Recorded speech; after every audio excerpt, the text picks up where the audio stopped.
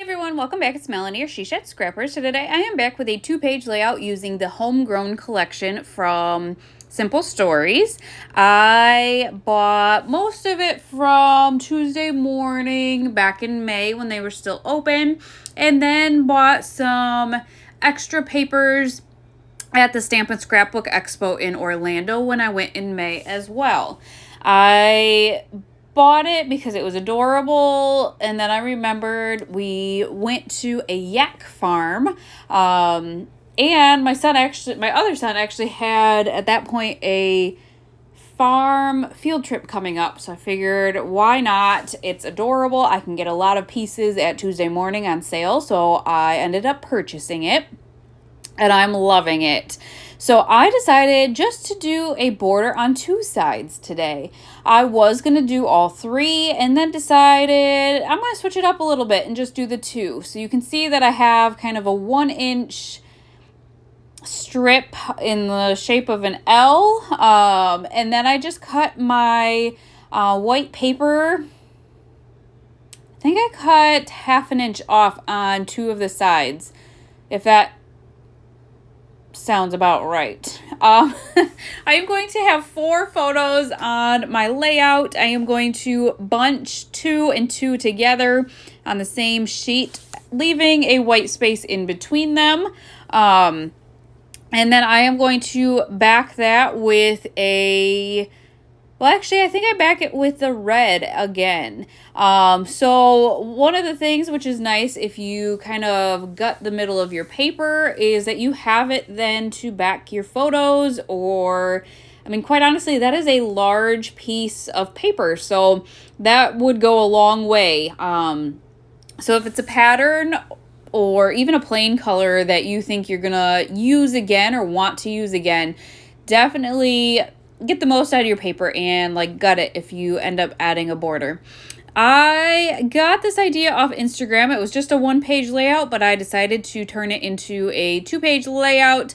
So I am going to have different strips of paper across the page, different widths as well. So this one here, I decided to just go right on the bottom and turn it into a flag. So again, just gonna mirror the same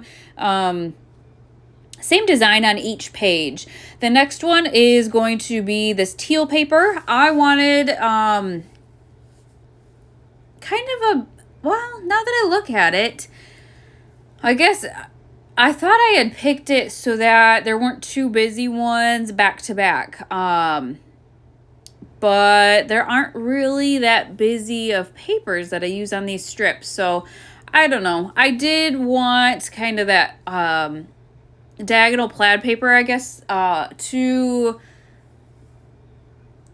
it be wider because it includes most of the colors. So it kind of just brings the colors of the layout together on one paper. So the teal paper, I think, is only 1/2 inch, if I remember correctly. And you can see I kind of staggered the lengths of the paper a little bit. The bottom 2 I cut into flags. The dark blue I will not, just because that is kind of the base there. And then I decided to commit to this. So I spaced them out kind of evenly apart, all 3 of the different papers. And once I get that done, I honestly feel like the embellishment clusters come together pretty quickly and are pretty simple. I think actually maybe my aunt who's with me at the yak farm came up with the title, and I was like, yep, I'm going to have to remember that. I don't know, unless I just made this up, but the title's going to be Yak Attack. I just thought that was super cute and appropriate. They didn't obviously attack us, but the yaks were just so cute. There were so many babies there, different animals as well. The last photo you can see I'm holding, I believe, a baby goat. I don't know if that baby was more than a week old when we visited, and so I got to hold him, not the little kids, but he got to pet him, so that was really cool. And just lots of different babies, big yaks, And I don't know, just really a different kind of experience. It's kind of a petting zoo. I mean, we got up close and personal with the yaks. You can see the baby, the boys got to pose right with it. I think that one might be the one that followed us all the way around the farm. So that was really cool as well. So I wanted to fill in some of the space at the top with some flags. And you can see I'm cutting 2 of everything because I thought I was going to, again, mirror them and have flags on the top left and flags on the top right. I end up switching it after I cut them all and dovetail them all, but it's fine. I will reuse those pieces, I'm sure, especially with my other son's farm field trip, so they'll all already be cut for me. You can see that blue is hanging off the paper there. I have been doing this a lot lately just so I don't cut them too short. It's just a quick, that was a scrap piece of paper. So it's not like I cut it super long and I'm wasting it. That was a scrap piece. Once I tape it down, I will then flip it over and cut it off. But it's just a way that I can make sure I have enough and don't short myself.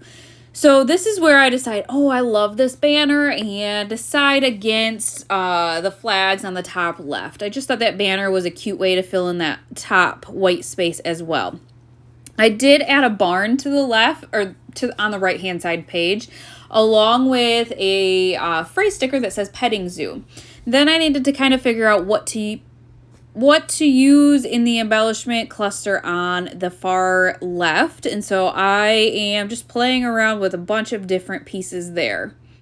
Even though there were other animals on the farm, for some reason, I kind of struggled embellishing this layout. It's not your typical farm where there were pigs or chickens. It was like goats and the yaks, and there were turkeys. And so I just kind of struggled a little bit with embellishing. I wanted to keep it as much, themed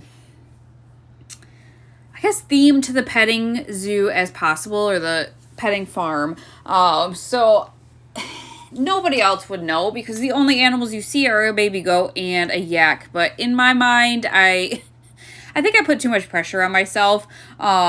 So I do end up using that barn on the right-hand side, and then a stack of hay and a wheelbarrow and a blue ribbon on the left-hand cluster. That is kind of the majority of that cluster. I found that kind of banner sticker that says, I think, the Barnyard Friends or something along those lines. And so I popped that up on foam tape. I had to adjust it because I did add a chipboard sun behind it. So I don't know, I wanted to add something up on those flags up top and make a cluster. So kind of what you see now is kind of the base of the layout. I do go add more to the clusters. I wanted kind of some more phrase stickers. There's quite a few on the sticker sheet, and so I wanted some more of those. I also found this cute phrase and popped that up on some foam tape and kind of just made that embellishment cluster on the first page a little bit larger, and then that kind of opened up a space that I could add a couple of phrase stickers as well. So I do add a couple to the bottom left there. And then I think on the sticker sheet, there are some hearts. So I am going to add one to the top. I just wanted, 3 things in that cluster at the top. And so that heart was the perfect addition to finish that off. There were these cute little baby chicks on the sticker sheet. So I did add a couple to the barn. I thought that was just a cute little addition as well. And then I think on the sticker sheet, there's just some cute little hearts. And there were some in the ephemera pack as well. So I just add a cluster of 3 hearts to the title up top there.